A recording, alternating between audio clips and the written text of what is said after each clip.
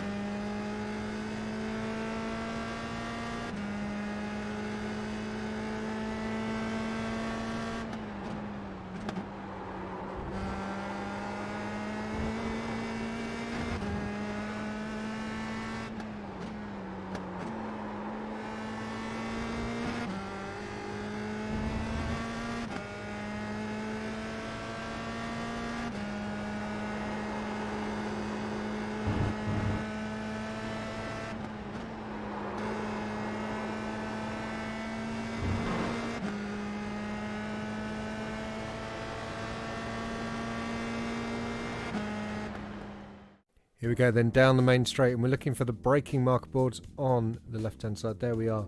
As we get to the 200, start applying the brakes down to third gear for turn 1, and look how Ture just carries 2 wheels over the inner part of the curb. Don't use the raised section because it's really bumpy and he'll spin the car around, and he picks up the throttle at the apex nicely, running out using all of this exit curb.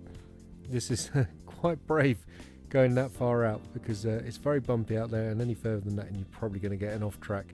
And he brings the car nicely back onto the tarmac for the blast up the hill through the S's.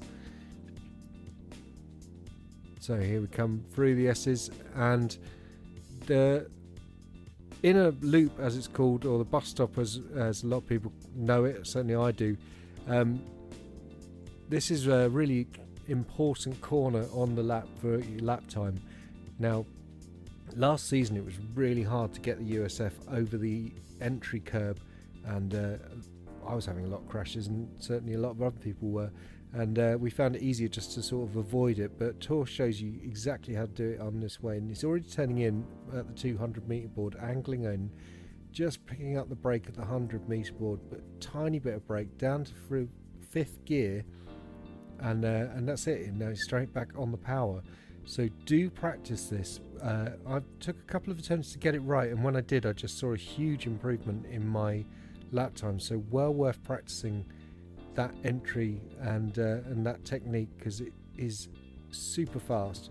Anyway, we're already into the outer loop, then down to 4th gear, no braking, just sort of letting off and ease the car into the inside. And as you get to the hut, he's already back up to 5th gear and on the power, but he's now easing the steering out to open the track up as he chucks it down towards the boot section.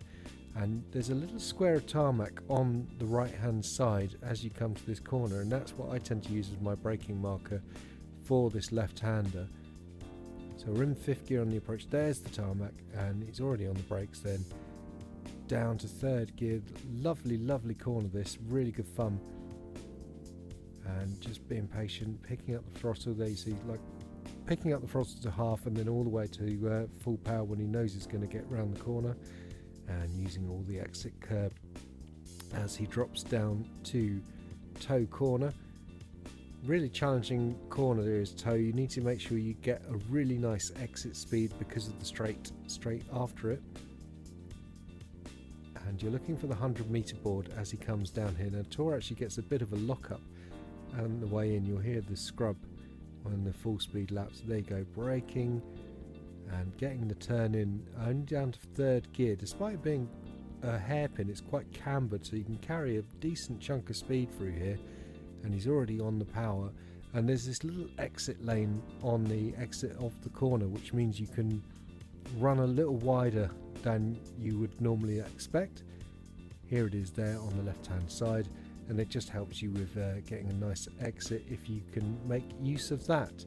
Now we're on the little straight then, and if you do cock toe corner up, then you are going to get attacked down this straight into the heel, so make sure you are aware of cars around you and keep an eye on your mirrors so that you don't have a big collision into heel corner.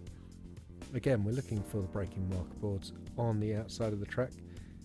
There they are, and as we get in between the 200 and the 100, here we go, braking down, turning in, and you can run really wide on the exit here. You used to be able to run wide on T1 and not on this one when they've switched it around somewhat. So third gear through the toe and on the power. Here we go, using all of this runoff just to try and keep the momentum up as you come through the corner and up to this very tricky off camber left-hander, which can catch the car out, and you can have a spin quite easily through here. So Ture's just braking in a straight line, gently braking though, trying not to brake too hard and trying not to lose the speed. Down to second gear, and you can see he's still on the power very, very early, and all the way up to full throttle on the exit. Not a lot of space on the exit here, and you can get an off track on that bit of grass, so you need to be a little careful as you go through there. So now we're coming up to the last two corners. This one is absolutely flat out with the USF. You can see Ture's just starting to turn in now, so turning fairly early for this corner. Remember, there's a lot of natural understeer in the USF, so I sometimes find that for these high-speed corners I'm turning in slightly earlier than I think is natural, but it does work a lot better with the car. Bringing it over to the left-hand side for the final corner, a touch of the brakes, down to fourth gear, there he goes, down to fourth, sling it in and get on the power before the apex for this corner. It's a very, very early acceleration zone to get a good run down the main straight to cross the line. So there we go, coming out the corner, and we're going flat out to finish the lap and a 1:45.91.